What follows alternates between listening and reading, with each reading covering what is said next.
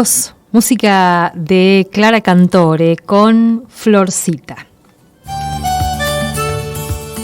Vamos a charlar un ratito. Ayer lo veníamos esperando, que es esta sentencia en la causa de la 7ª Brigada del Ejército, este 10º juicio por crímenes de lesa humanidad en la provincia de Corrientes.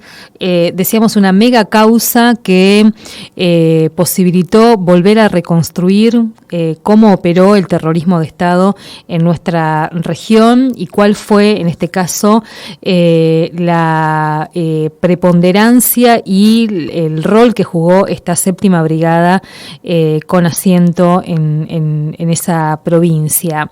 Ayer finalmente el Tribunal Oral Federal dictó sentencia en un juicio, en este juicio, a 9 exoficiales de diferentes fuerzas acusados de crímenes de lesa humanidad bajo la órbita de la 7ª Brigada del Ejército, que funcionó, como decíamos, como centro clandestino de detención. Condenas que van hasta los 25 años. Se escucharon poco después de las 17, comenzó a escucharse esta sentencia, que además, como planteábamos también, venía siendo seguida y esperada por manifestantes, por activistas de organismos de derechos humanos, hijos, familiares, sobrevivientes también de la dictadura cívico-militar, y está en línea para charlar un ratito y para contarnos cómo fueron estas jornadas, estos meses también, desde fines de agosto hasta ahora, de este juicio de lesa humanidad con la sentencia que conocimos ayer, el fiscal Flavio Ferrini, a quien agradecemos la posibilidad de charlar. Flavio, muy buenas tardes, ¿cómo estás? Alicia Rivas te saluda desde la radio de la universidad. Hola Alicia, buenas tardes. Buenas tardes. Bueno, contanos un poco cómo se vivió la jornada de ayer, finalmente la sentencia en esta causa. Bueno, para nosotros todavía Flavio, tenemos muchos problemas para escucharte. No sé si estás en una zona con mala señal. A ver Bueno, dale, pasanos por favor por el WhatsApp el número y ya te llamamos. Así podemos escuchar la charla y podemos conversar bien. Gracias. Bueno, ahí vamos a esperar un ratito que el fiscal Flavio Ferrini, que fue uno de los impulsores de esta causa, nos posibilite otro teléfono para poder conversar. Decíamos, es una causa que llega a la instancia del debate oral, también después de mucho esfuerzo de los organismos, de los familiares, de víctimas y de sobrevivientes. Es una causa que investigó la persecución y la victimización de referentes, de militantes sociales, de estudiantes universitarios de toda la región. Es parte de lo que fuimos contando. Fuimos contando en estos años, si se quiere, también de seguir los distintos juicios en toda la región, que también nos permite mirar, y esto lo decimos siempre, nos permite dimensionar cómo operó el terrorismo de Estado, no solamente en la provincia de Misiones, sino cómo fue persiguiendo a los militantes a lo largo de toda esta región. Y este juicio de la 7ª Brigada, como nos contaban ya en su momento, lo que posibilitó es esa reconstrucción de cómo operó sistemáticamente el terrorismo de Estado desde la provincia de Corrientes también, y cómo persiguió a estudiantes universitarios, secundarios, sacerdotes, periodistas, integrantes de las ligas agrarias, o sea, todo ese universo de militantes sociales, políticos que persiguió la dictadura. Está en línea de nuevo Flavio Ferrini, fiscal que intervino en esta causa y a quien agradecemos nuevamente la posibilidad de charlar. Flavio, bueno, nos estabas contando un poco cómo fue, cómo se vivió la jornada de ayer.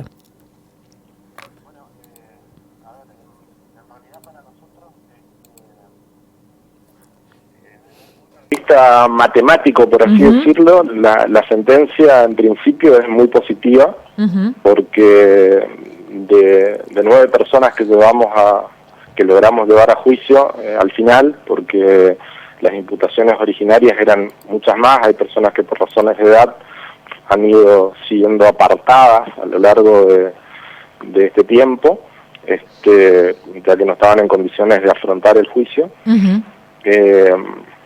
Bueno, sobre 9 personas, 7 salieron condenadas, y sobre el universo de víctimas que más o menos habíamos logrado tratar de unificar prácticamente todas las víctimas que habíamos identificado en la zona, sobre todo de la provincia de Corrientes, y haciendo hincapié en lo que es Capital, donde funcionaba esta unidad del ejército argentino, que era la que estaba a cargo de toda la subzona.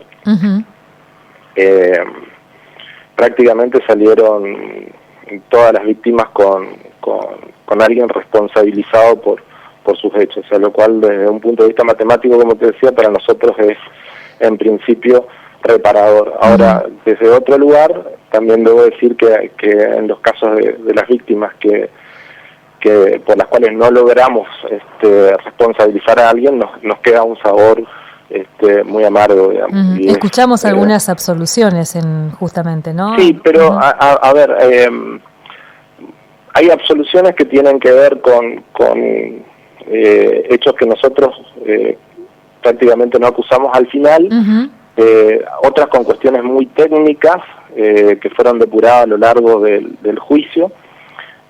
Pero a nosotros lo que más nos preocupa son aquellas víctimas que sí entendimos que no le podemos negar esa condición de víctima, y que no encontramos en la sentencia una responsabilidad directa sobre ese hecho, digamos. No sé si se entiende. Sí.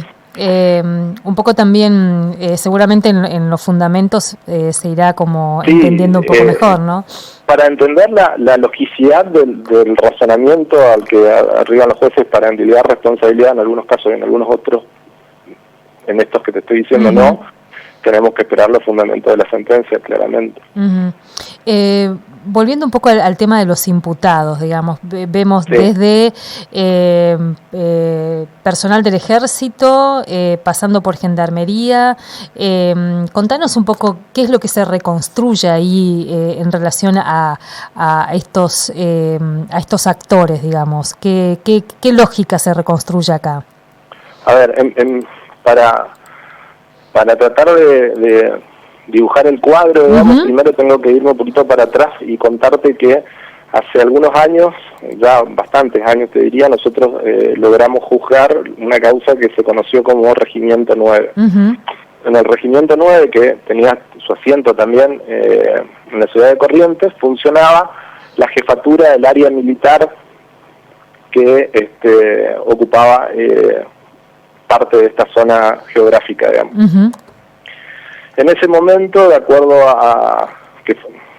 fue uno de los primeros juicios que se hizo en el país, fue el primer juicio que se hizo por centro clandestino de detención, tuvo una relevancia desde el punto de vista jurídico después muy importante. Para nosotros fue un caso también muy difícil de llevar adelante, porque eran los primeros pasos en esto.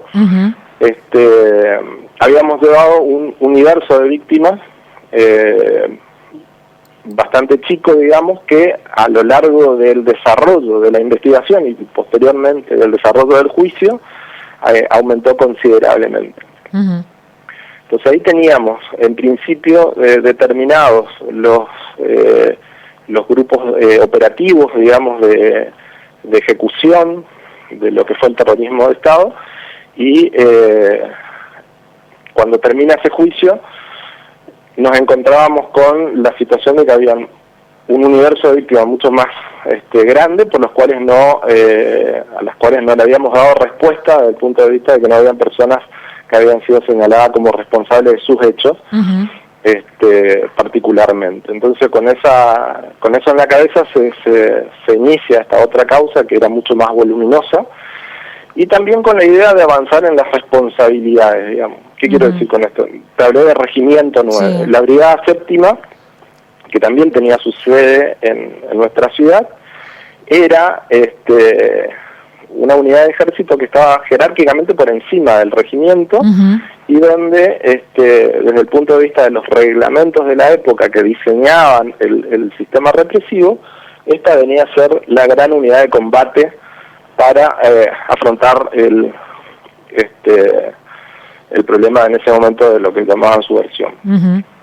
O sea, eran desde estas que no solamente se producía la inteligencia que se iba a ir retroalimentando con los distintos secuestros y la distinta información que se iba a ir tomando a lo largo de los casos, sino que eran los que iban a ir diseñando quiénes eran los enemigos en qué momento determinado. Para que te des una idea de importancia, digamos, de la brigada, en su momento estuvo a cargo de Nicolaides, que al quien no pudimos enjuiciar en el primer juicio, digamos, porque ya por cuestiones de salud fue separado y, bueno, posteriormente fallece.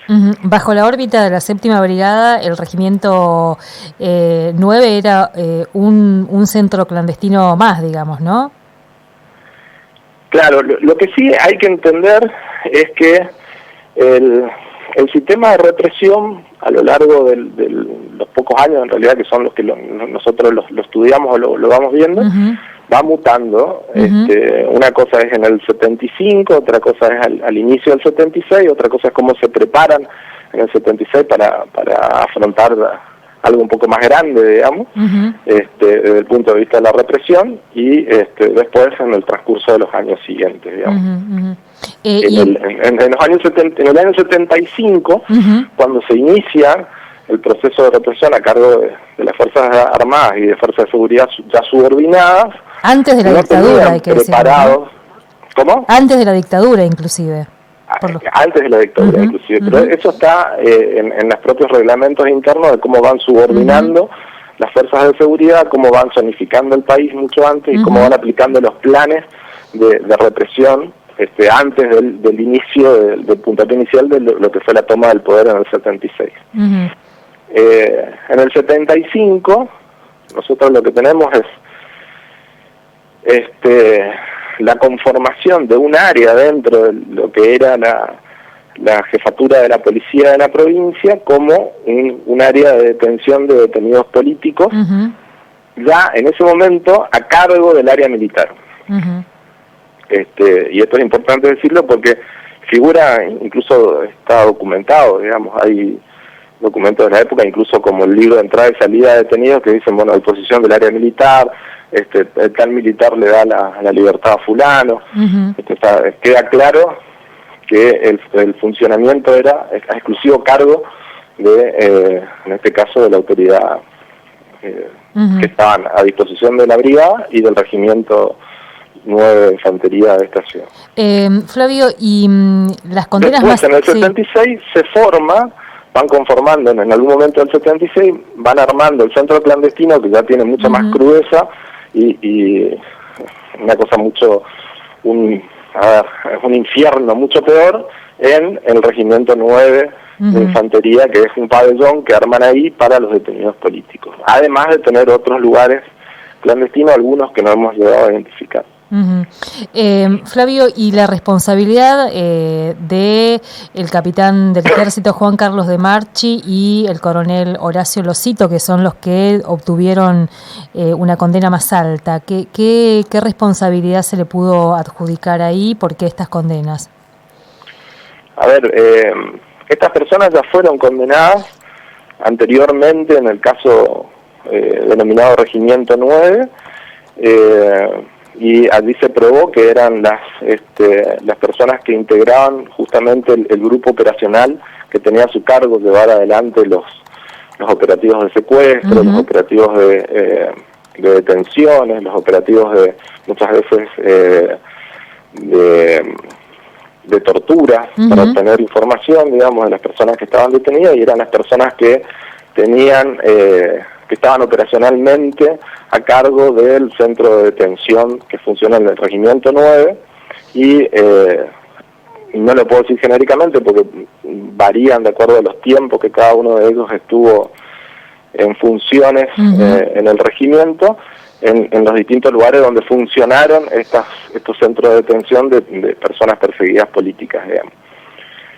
En el caso de Losito interviene en la extracción de personas detenidas, en el traslado de personas detenidas que están en Corrientes, que son llevadas al Chaco y que después son masacradas en lo que se conoció como Margarita Belén. Que es una masacre que seguimos más de cerca acá, si se quiere, porque bueno, han habido víctimas misioneras, ¿no? Sí. Yo interviene en parte del caso también, así que estoy en conocimiento de eso. Bueno, lo que hay que entender es que parte del diseño del enemigo, digamos, para lo que fue el terrorismo de Estado en aquella época, tenía que ver con algo que era muy común para nuestra zona geográfica, que eran los movimientos campesinos que empezaban a organizarse y que en Misiones toman una dimensión bastante importante, en Corrientes también, algunos conocidos como movimientos de ligas agrarias, digamos, ¿no? Y obviamente la presencia y todo lo que tuvo que ver con también los movimientos que estuvieron alrededor de los sacerdotes tercermundistas que estuvieron en las zonas de campo, digamos, tanto de Misiones como de Corrientes, Chaco. Flavio, y con esta condena habrá que esperar los fundamentos, como decíamos. ¿Cómo siguen los procesos de juzgamiento en la provincia? Este es el 10º, como venimos contando, después también de un juicio que fue bastante complejo y fue también muy, no sé si frustrante es la palabra, pero en el caso de las Marías, lo que eso significó y sobre todo pensando en el esfuerzo que hicieron las víctimas para poder llevar ese...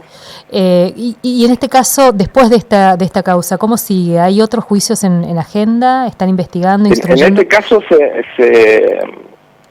se trató de nuclear prácticamente todos los casos chicos que habían,